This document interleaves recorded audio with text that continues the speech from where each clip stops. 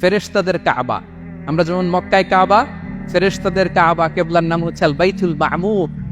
7 আসমানের উপর। এটা কত বড় শোনেন।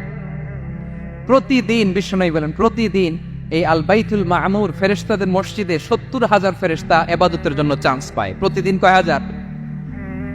একবার ঢুকে যে বের হয়ে যায় কিয়ামতের আগে দ্বিতীয়বার আর তারা চান্স পাবেন না। ওইটা শেষ। এরপরে সিদরাতুল মুনতাহা, সীমান্ত বৃক্ষ, এটা আরো বড় একটা বিশাল বড় বড়ই গাছ আল্লাহ বানাইছে। ওয়া ইলাইহি ইয়ানতাহি ইলমুল মালাইকা, ফেরেশতাদের জ্ঞান সীমানা ওইখানেই শেষ। এর উপরে কি হয় ফেরেশতারা আর জানে না। ফেরেশতাদের ক্ষমতা এখানে শেষ। সিদরাতুল মুনতাহা, সিদরাতুল মুনতাহার এরিয়া শেষ। এরপরে শুরু হয় আল্লাহুল মাহফুজ, কোরআনের বাড়ি। কোরআনের বাড়ি কই? বাল হুয়া কুরআনুম মাজিদ ফি, এটা মিন দুররাতিন বাইদা, সাদা ঝকঝকে ডায়মন্ড দিয়ে আল্লাহ বানাইছে। আমাদের সবার তাকদীর ভাগ্যলিপি ওইখানে লেখা, কি হবে না হবে। কোরআনের বাড়ি ওইটা, ওইটা শেষ। এরপরে শুরু হয় লা জামান লা মাকান এরিয়া। ওইখানে কোনো জামান নাই, মাকান নাই, no time no space area শুরু।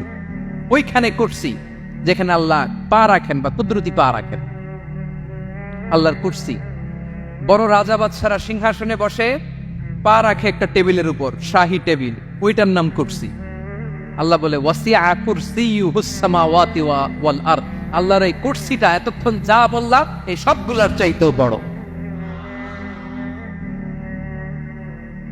কুরসির উপরে আছে আল্লাহর আরশ, আর রহমানু আলাল আরশি ইস্তাওয়া, রব্বুল আলামিন ওই আরশের উপরে। আমি যেমনি চেয়ারের উপরে এরকম না, যেভাবে আল্লাহর জালালিয়াত, হিজ হাইনেস, হিজ রয়্যালনেস, আল্লাহর জালালিয়াত, আল্লাহর কুদরতের মাধ্যমে যেভাবে আল্লাহ আরশের উপর থাকা দরকার, আল্লাহর সত্তা, আল্লাহ ঠিক ওইভাবে আছেন, আরশের উপরে আছেন। ওয়া ইয়াহমিলু আরশা রাব্বিকা ফাওকাহুম ইয়াওমাইযিন সামানিয়া, কিয়ামতের দিন আল্লাহর এই আরশটা 8 জন ফেরেশতা বহন করবে।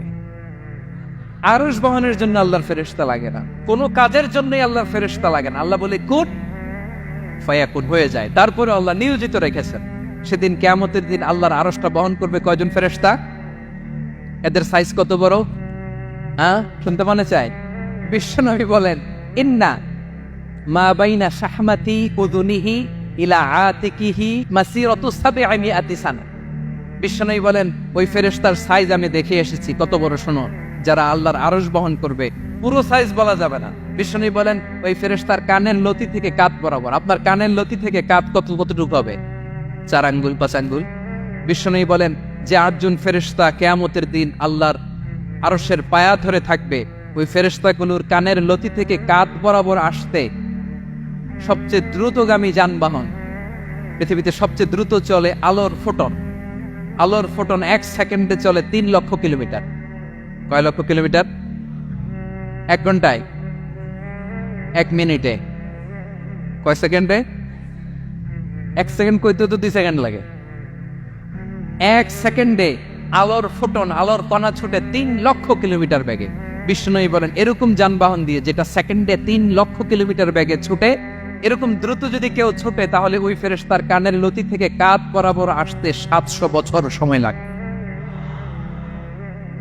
এজন্য রব্বুল আলামিন বলেন ওয়াসিআ কুরসিয়ুহুস সামাওয়াতি ওয়াল আরদা, আল্লাহর কুরসিটা আকাশ জমিন সব চাপিয়ে যাবে। তাহলে আল্লাহ কত বড়! সুবহানাল্লাহ।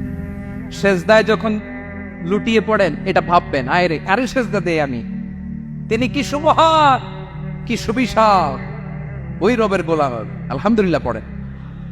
9 নম্বরে আল্লাহ বলেন ওয়ালা ইয়াউদুহু হিফযুহুমা, এই বিশাল আকাশ জমিনকে রক্ষণাবেক্ষণ করতে যে আল্লাহ কশিন কালেও ক্লান্ত হয় না। নাকি আমার আপনার মতো ক্লান্ত হয়? আল্লাহর ক্লান্তি আছে, শ্রান্তি আছে, বিশ্রাম আছে, বিরাম আছে, ঘুম, জিমানি? সুবহানাল্লাহ পড়েন। আল্লাহ বলে ওয়ালা ইয়াউদুহু হিফযুহুমা, এগুলোকে রক্ষণাবেক্ষণ করতে আল্লাহ ক্লান্ত হয়ে পড়েন না। 9 নম্বরে বললেন আল্লাহর কোনো ক্লান্তি নাই, সব কিনো দেখভাল করেন, প্রতি মুহূর্তে প্রতি সেকেন্ডে যার যেটা লাগে করেন। এই পুরো বসুন্ধরা, পৃথিবী, মহাবিশ্ব যেভাবে চলা দরকার সৃষ্টির পর থেকে আজও চলছে। চালায় কে? ইঞ্জিনিয়ারটা কে? আসল কারিগরটা কে? 9 নাম্বার চলে গেল, আল্লাহ ক্লান্ত হন না। আর বাকি রইল কয়টা?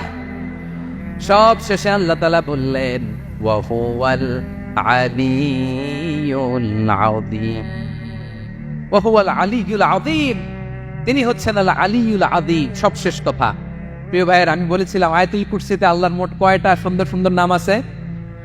দুইটা তো বলে ফেলছে, এগুলো কি ছিল? আল হাইয়ু আল কাইয়ুম। এবার সবশেষে 3 আর 4 নাম্বারটা আসছে, এটা কি? একটা আল আলী আর একটা আজিম। 3 নাম্বারটা হচ্ছে আল আলী, 4 নাম্বারটা আযীম। আল আলী মানে হচ্ছে সর্বোচ্চ, দ্য গ্রেটেস্ট, দ্য হাইয়েস্ট। তার উপরে কেউ আছে? ঊর্ধ্ব জগতের যে বর্ণনা দিছি, কি বুঝলেন? আল্লাহর উপরে কেউ আছে? এজন্য তিনি হচ্ছেন আল আলী, সবচেয়ে উপরে, সর্বোচ্চ, দ্য হাইয়েস্ট। তার উপরে কেউ।